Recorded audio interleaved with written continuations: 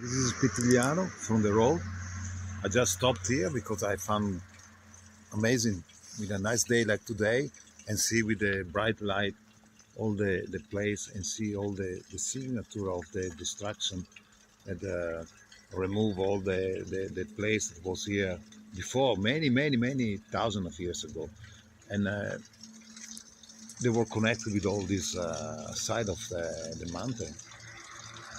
Maybe not completely, they still had a road or something, but for sure they've been cut down with all the disaster, tsunami, or whatever that came down here with the water, with all the disaster that removed all the place.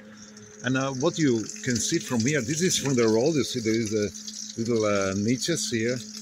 Again, the signature of the tool they use.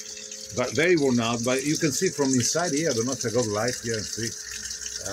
Here you go. You can see from inside here. It's a bit raining.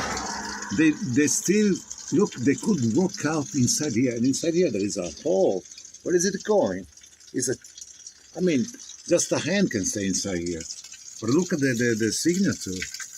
So they could make pipes with this instrument. They could make pipes, and it goes deeper and deeper. Where? The hell knows. But amazing thing, they could work holes. They're not perfect like this one.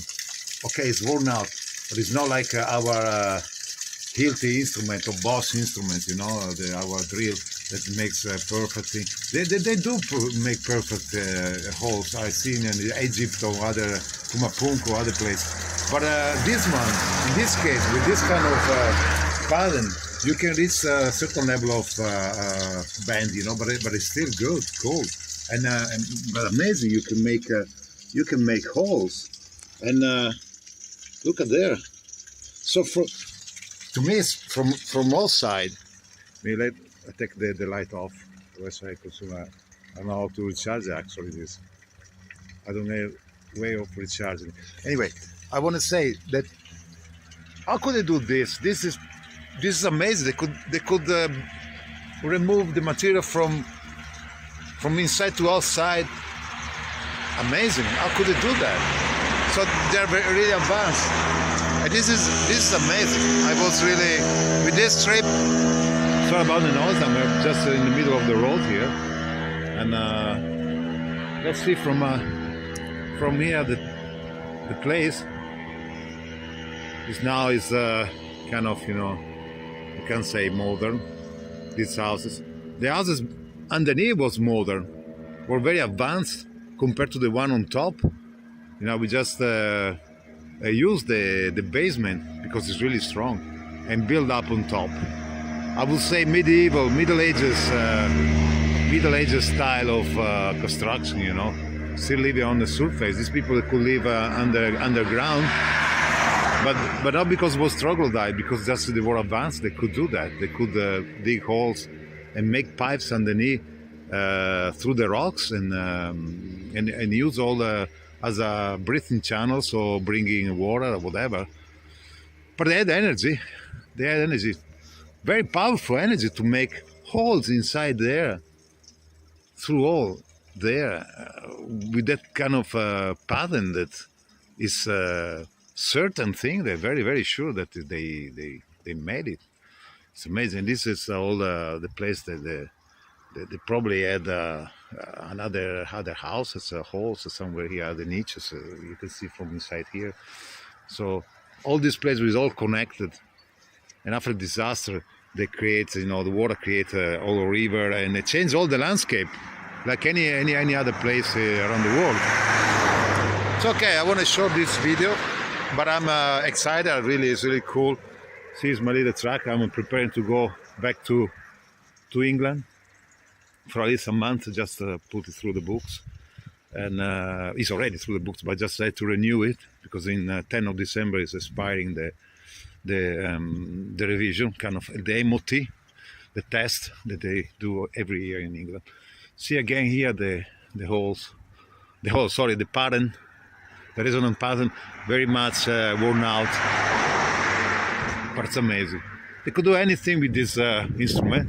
They could make square, square niches, round niches, almost round, elliptical, whatever. They could do anything. Wide range, little range. On tufa stone or in basalt or in granite, they're not scared about the hardness of the stone. For sure, they must have used more energy, so probably they were also aware that they were spending more energy to do on strongest material. But for sure, they had the technology, because they can do it anywhere in the world. I could see this achievement on any kind of stones. Have a nice day. Here in Italy is still nice. It's getting a nice day today, Thursday, 22nd of November, and it's 9 o'clock.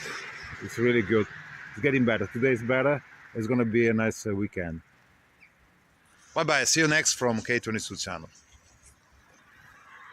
This is another wonderful room. Very small, but even with the sound of the didgeridoo, you can hear. It's very polite room, and it's not big. Look, most of all, look at the sign. They are very, very thick here. Look at here, very thick, very thick. Look, but the pattern, they are still the same. Look, you can see the pattern. Look at the pattern here. Here's smaller. Got a good example here in this one room. They just did a kind of a rough cut. And left in a rough cut, because this one you can see very rough,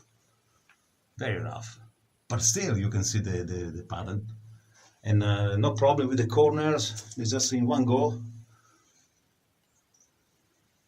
They just change the width of the instrument, and then work it out. And one thing I think. Even those tracks you can find on the ground, down sometimes. You can see, we call it the track made from this supposed vehicles, but probably there are this kind of pattern here, very big. And you must see from above, from Google Map kind of thing. You could see probably those signs. Okay, so hear the sound.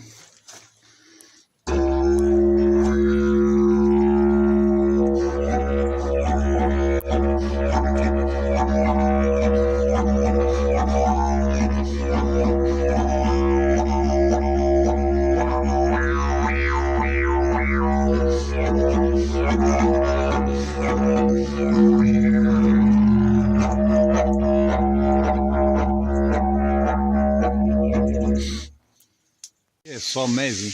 Look at this kind of together with the nature. It's all shaped by these people from the past. I wouldn't say ancient. I'm ashamed to call them ancient because they are very advanced. No, this is really cool. I just played didgeridoo and they put me on the beat, but now I try to make it here on this.